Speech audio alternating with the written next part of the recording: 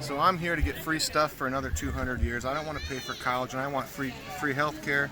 So let's go ask them why they're saying all this and why they're raising Cain over here in Lafayette. I am pretending to be with the Bernie group with my 1776 shirt, right? And I'm going to go over here and pretend to stir the pot with these conservatives from Allen County. So everyone's watching, you know, who is this lunatic? What's wrong with Bernie Sanders? What's wrong with Bernie? Everything they say all at once, different things. But I want to get them to communicate what specifically, right? What's wrong with him? What specifically? This guy's mentioning hypocrisy, the fact that he has many mansions. He's a professional con artist. He's a political entrepreneur with no business plan. He's an absolute cancer on this republic. Spending money that doesn't exist for generations. He is a full-blown communist. And so I'm just going to go over here and pick up this baby, who happens to be my son. They don't know it, though. I'm going to show them who pays for generational debt. 3.5 what? I'm going to go over here and pick up Jed. Who's going to pay for that? And they probably know by now I'm actually with that group. So I pick up this baby, this little toddler who might grow up in a good America or a broke America, filled with progressive liberals who don't know how to run a business, who've never been to war, who've never had to answer to a boss for a whole year and eaten crow at a job site so they can advance to the next thing. They just live in the twilight zone. And look at these sheep lined up for miles. Just lined up for miles. Their average age is 20.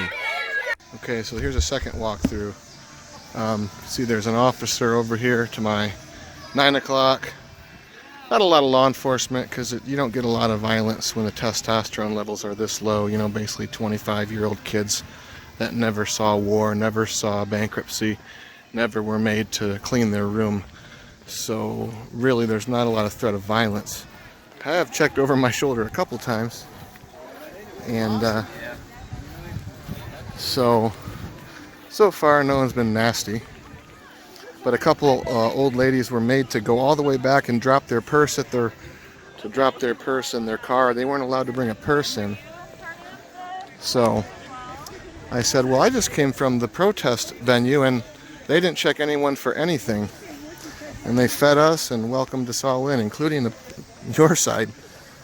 But there's no room for liberty or dissidence in fascist movements. And it creeps in subtly. It doesn't happen overnight. And I think I smell a little freedom over here. How you doing, man? So you're from Bluffton, right? That's right. You were at the Trevor Loudon event? Trevor Loudon and I was not at that event. Oh, it was so good. So, okay, so I came in on the same bus with... Brandon, okay, Brandon. I was in the back seat. Yeah, no, I recognize Yeah, okay, you. he recognizes me. Yeah. And so these couple old ladies, right, just walked out. And I said, why, you can't bring your purse? They said, no, we can't bring our purse. I'm like, well, I just came from the protester venue, and they didn't check us for water, purses, backpacks. They even fed us. And they said, oh, really? I said, yeah. So which side is promoting liberty? She said, none of it. None of it. Nobody. Nobody's promoting liberty. Not the group that just fed you and didn't even vet you. So what do you do in Bluffton? Managed self-storage facility. Self-storage? Self-storage, that's right. Okay. Yep. Okay, so this is a little confusing. So we are standing here at the Bernie, I hate to say it, but it's sheep. They're all wearing a mask. None of them have given me a dirty look. They're afraid of testosterone. They don't know how to handle opposition. And we rode in, me and Brandon just rode in with these guys down here. I guess they herded us over there because if you're going to protest, they want to keep a safe distance. So we agreed to that. That's not even lawful. But we agreed to it to keep the peace and civility. And so now Brandon's moseyed on over here with me. and we're just kind of watching our children lead the revolution. My people. Our people, right. They're all our people, you know.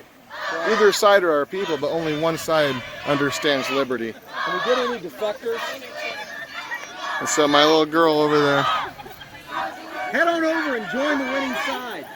Come on in for the big win. Ride that ride wave.